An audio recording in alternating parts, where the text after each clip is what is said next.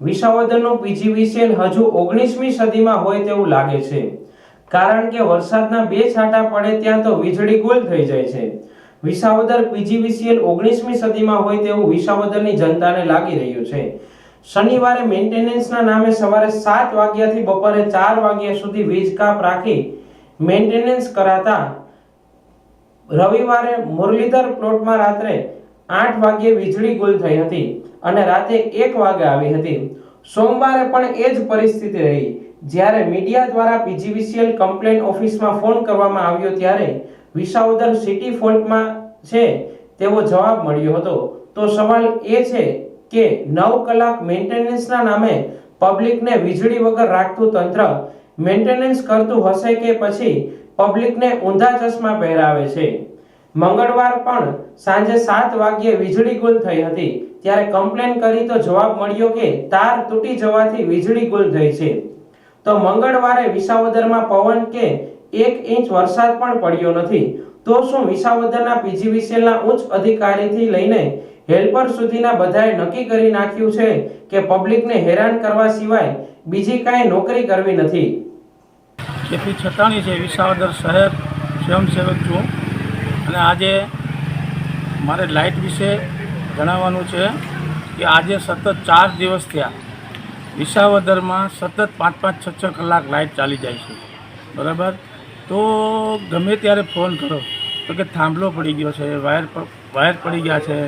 બરાબર, હવે આજે 5 દિવસથી આવું લાઇટ હોઈ જાય છે અને ત્યાર પછી લાઇટ આવી જાય પછી વોલ્ટેજ ડીમ આવે છે, જેને કારણે અમારા ઘરમાં ઇલેક્ટ્રિક આઇટમ બળી જાય છે.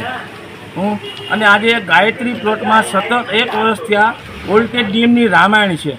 અનેકવાર મેં રજૂઆત કરેલી છે. બરાબર, અને ગમે ત્યારે લાઇટ આવે તો થોડીક વાર પછી અમારે રજૂઆત કરવી પડે છે કે વોલ્ટેજ ડીમ છે, વળી પાછી લાઇટ ચાલી જાય છે, વળી પાછી લાઇટ રિપેર કરવામાં આવે છે. આવું કેટલા ટાઈમ ચાલશે? અમે અનેકવાર રજૂઆત કરેલી છે અને ઘણીવાર ફોલ્ટ પણ મેં મારા પોતાના 5 વખત લખાવેલા છે, અનેકવાર લખાવેલ છે મારા નામ જોગ જ. તો તેના માટે સરકારને મારે એક વિનંતી છે કે આ થોડુંક ધ્યાન આપે આની પર. જય ભારત, જય હિન્દ. મીડિયાને જાણવા મળતી હકીકત મુજબ કાલસારી ફીડર છેલ્લા 48 કલાકથી બંધ હતું. તે પાવર મંગળવાર રાતે ચાલુ થયો હતો. જો વરસાદ ન આવે તો ખેડૂતોને મગફળી, અડદ જેવી જણસમાં પીજીવીસીએલના પાપે નુકસાની સહન કરવાનો વારો આવે. વિસાવદર પીજીવીસીએલના ઉચ્ચ અધિકારીથી લઈને હેલ્પર સુધીના સ્ટાફની બેદરકારીના લીધે વિસાવદરની પબ્લિક હેરાનગતિ ભોગવી રહી છે. મારું નામ હિરેન અને વિસાવદરની અંદર આજે સાંજે 7 વાગ્યાની લાઇટ ગુલ છે. આ 4 દિવસમાં 4 ઇંચ વરસાદ પડ્યો છે અને વીજ કંપનીવાળાએ એટલી બધી વાર લાઇટ કાપી છે કે એની વાત પૂછો માં. કેટલા દિવસથી તમારે આ પ્રોબ્લેમ છે? 4 દી થયા.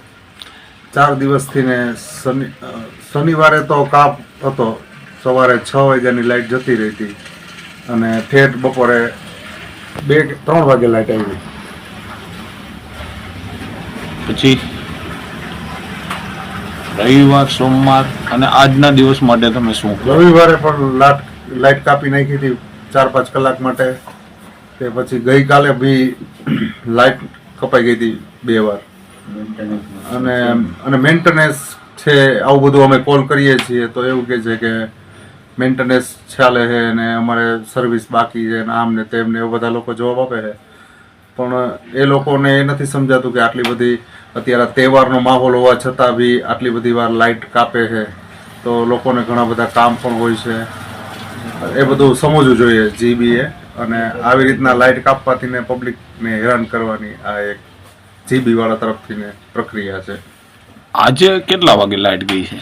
7 વાગ્યાની ગઈ છે, હજી સુધી આવી નથી. જો અમે લોકો મોબાઈલની લાઇટ લઈને બેઠા છે. અત્યારે કેટલા વાગ્યા છે ઘડિયાળમાં? અત્યારે 9:45 વાગ્યા અત્યારે.